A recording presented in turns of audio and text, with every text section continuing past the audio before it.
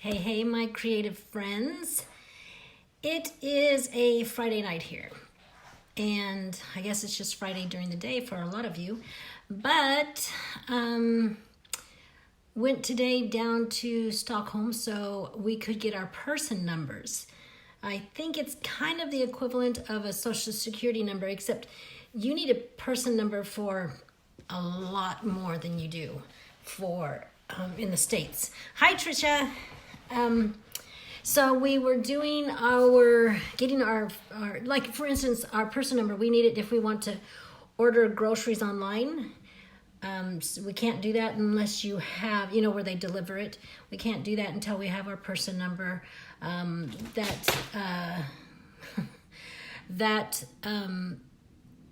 exhibition, the juried exhibition I was looking into, you needed a person number for that. They call them person numbers. It's kind of funny, but you needed a person number for that. And so, for a lot of things, you have to have this person number. So we went down to do that, and which is, was fine. But I have to go back again because we didn't bring Joseph. We were told by Alan's office we didn't have to take him, but wrong. So we've got to go back and do that. But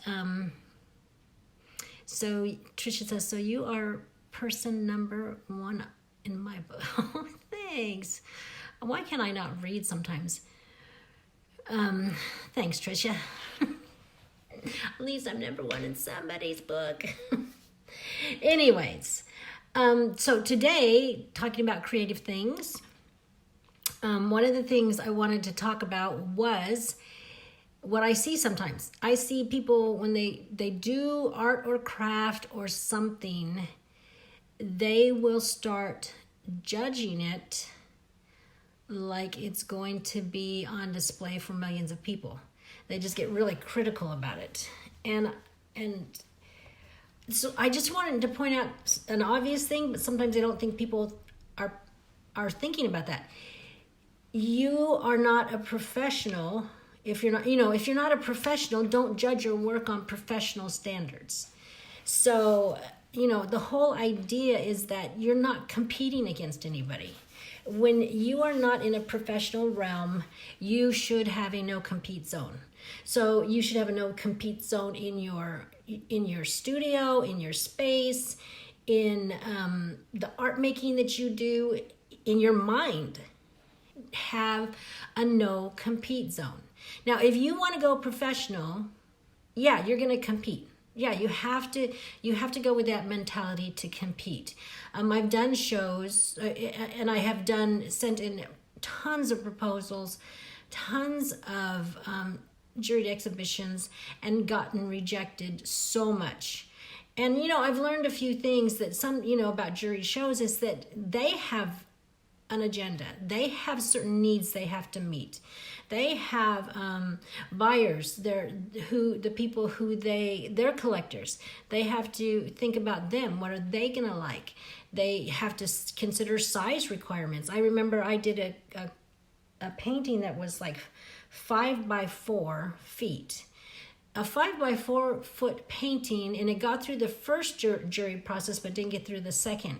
That takes up 4 paintings from 4 other individuals, normal size paintings. So it has to be good enough to warrant taking the space from 4 other painters. So, that's a consideration. And, the themes that they have, all kinds of things go into a rejection. So, but when you're a professional, you kind of know that.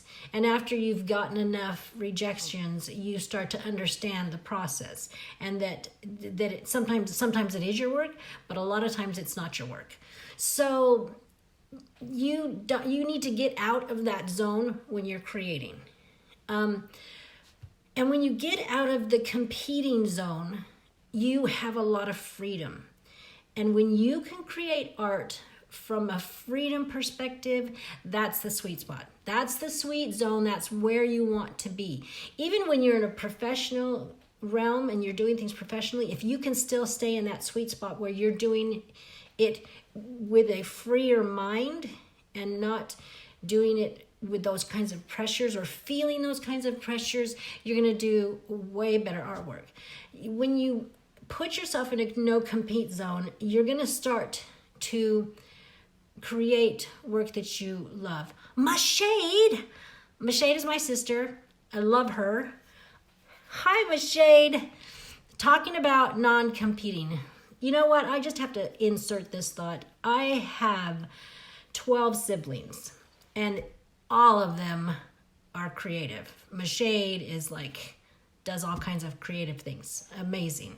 Okay, I digress. I was talking about creating, not having a professional mentality, keeping your head and space a non-compete zone. Hi, Carrie. So you want to keep it a non-compete zone. Why? Because you will create work you love. So for instance, I consulted with another artist. I know you finally did catch me live, Mashade. So I hired somebody to consult with. She's another artist. She does licensed work. So I sent her all my, paintings and drawings and stuff, and I sent her some stuff preliminary so she could look over it. I'm not exaggerating though, Mashade. Mashade said, "You're so kind, love you." I'm not exaggerating. You are super talented. So I sent her all the stuff to give her a preliminary look of my work. And then I got on the phone with her. I think we Skyped. I don't remember what we did, but we got together. And the interesting thing was that the work that she picked out that she thought was the best and wanted to talk about and wanted to kind of, have me really look into and focus on, it was all work that I had done just because I wanted to do it. There was no ulterior motive. There was nothing else I had to do it for. I just did it because I wanted to do it and I loved it. So when you can create from a space like that, where there isn't that pressure, where you've not put yourself in a professional zone, where you've just, I'm not competing, I'm just doing what I want. There are several things that come out of that. So first, you are more connected to your work. You feel more meaning in it because it's coming from you. You feel, the second thing is that it's more authentic. It's more aligned with who you are. We always talk about, authenticity. Well, when you don't have other things or thinking on a professional level. Margaret too. Oh, Margaret, I digress because I love you people. Margaret, this is my little creative space. So you're going to feel more connected to the work. Second, you're going to feel more authentic. The work's more authentic. It's more true to who you are. And your perspective starts to come out. You're not concerned about professional things that don't even matter right now. Even if you're thinking about later on down the line, being, I see all the loves, Margaret, thinking professional down the line, still keep yourself in that no compete zone for as long as you can. So another thing that you get out of it when you start to get your mind out of competing with others and competing professionally is that you usually do way better work. It's just you feel relaxed, you feel free. Your skills start to, feel more relaxed. I mean, have you ever seen someone try to force something and it just looks forced? That's what happens when you start to compete and compare. So then another thing you can do that happens when you do work because you love it is you find your own style. You start to see what you like, what you repeatedly do. When I met with that gal to consult with her about my art, I didn't realize I was doing obviously, but I didn't realize I was doing flowers a lot. And I was like, duh. Sometimes it takes somebody else outside of, you to see things. So you start to find your style, and I hate to do charcoal, so you would find nothing in charcoal. So you start giving yourself freedom, and you start to do what you really want to do. Let's see. People are drawn to things that emote love. People are drawn to that. When you draw something, in fact, I'm drawing some drawings right now that I'm not going to show you right now, but I'm loving it. And I think it comes out when you love what you're doing. And another outcome is that you feel more confident in your work. And so I don't want you to underestimate the idea of getting yourself out of the compete zone. Because all these things start to happen when you feel free, when whatever you're doing, whether you're writing, because I know Margaret likes to write, whether you're doing a party like Michelle likes to put on these parties, and you can tell she loves what she's doing. And when I see all the little pictures, she's just having a great time. I can just see, I saw, not that I'm stalking you, Michelle, but I was on Pinterest and I saw you were, saving all these wings and Halloween things and Maleficent and stuff like that. I think you love the process too. So that's the tip for today. Do not put yourself in the compete zone. Do not put yourself in a professional situation, in a professional thought pattern when that's not what you're going to do, or it's going to way down the line, because it's totally two different approaches. And you want to create things that you love. And the best way to do that is to have a no compete, no compare zone. That compare zone.